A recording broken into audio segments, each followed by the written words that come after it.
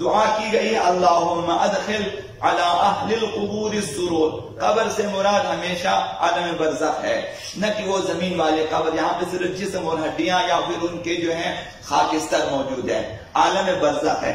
تو خدایا قبروں میں یعنی برزخ کے مکینوں کو شادمانی عطا فرما، خوشحالی عطا فرما. تو کس دن قبروں کے مکین، برزخ کے مکینوں کے لیے صحیح معنی میں خوشحالی ہو سکتی ہے؟ یہ اس وقت ہوگا جب حضرت آقا امام زمان اجل اللہ شریف ظہور فرمائیں گے تو قبروں میں خوشحالی، برزخ میں مردوں کے اندر بھی یہ خوشحالی عام ہو جائے گی. حضرت آقا امام صادق علیہ السلام نے فرمایا فَيَنْشُرُ رَأَيْ رَسُولِ اللَّهِ، جب ظہور فرمائیں گے آقا امام علیہ السلام پرچم پیغمبر اسلام کو.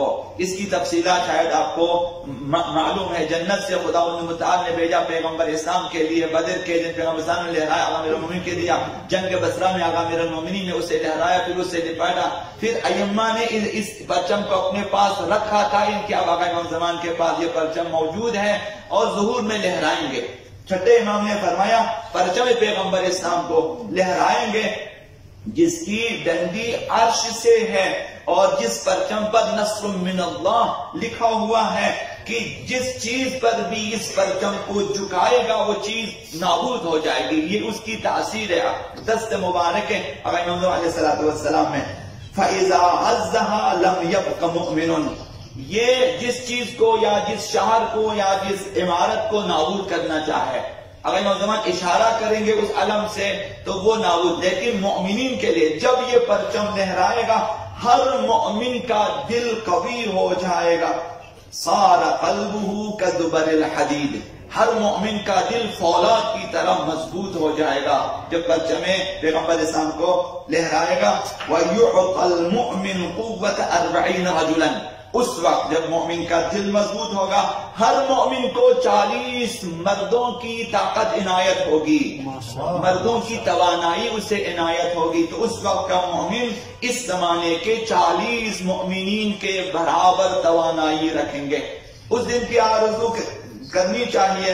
وَلَا يَبْقَى مُؤْمِنٌ إِلَّا دَخَلَتْ عَلَيْهِ تِلْكَ الْفَرْحَةُ فِي قَبْرِهِ، اس وقت جتنے مؤمنین آرزوی ظہور لے کر اس دنیا سے گئے ہیں قبروں میں خوشحال ہو جائیں گے.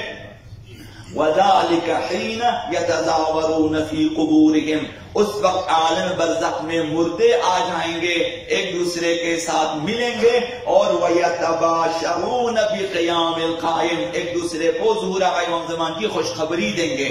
تو یہ واحد مصداق جہاں تمام مؤمنین جو عالم برزخ میں ہیں، جو ظہور کے انتظار میں تھے، خوشحال ہو جائیں گے.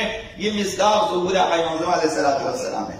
تو اس دعا کو جب آپ پڑھیں گے تو ظہور کی نیت سے بھی پڑھیں اور عام معنی میں اپنے مردوں کے لیے خوشحالی کی نیت سے بھی پڑھیں کہ خداوند متعال کوئی ثواب، کوئی اجر، کوئی پاداش، کوئی ہدیہ، کوئی ایسی چیز ہمارے مردوں کو دے دیں تاکہ وہ بھی اس ماہ مبارک رمضان میں خوشحال ہو جائیں. تو یہ چیز عرض کروں گا. اب امام جعفر الصادق علیہ السلام ارشاد فرماتے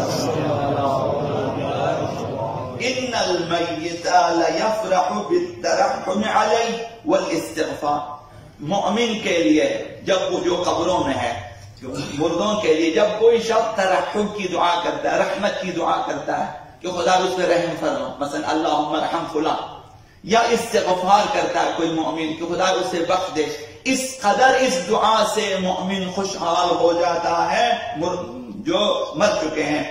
کہ کما یفرح الحی بالہدیہ، جس طرح ایک زندہ انسان آپ قیمتی تحفہ دے دیں کس قدر خوشحال ہو جاتا ہے، مردے انہی دعاؤں سے خوشحال ہو جاتے ہیں. تو ایک طرف آقا امام زمان کو فراموش نہ کریں، ظہور کو فراموش نہ کریں، یہ دعا اشارتاً و کنایتاً ظہور کی دعا ہے. دوسری طرف اپنے مردوں کو بھی خاص کر اسی جملے میں کہ اللہم ادخل علی اہل القبور السرور، ہمارے مردوں کو جو قبروں میں برزخ میں انہیں خوشحالی دے، اپنے مردوں کی نیت سے بھی دعا کریں تاکہ مردے بھی خوشحال ہو جائیں اور آقا امام زمان علیہ السلام بھی ہم سے راضی ہو جائیں.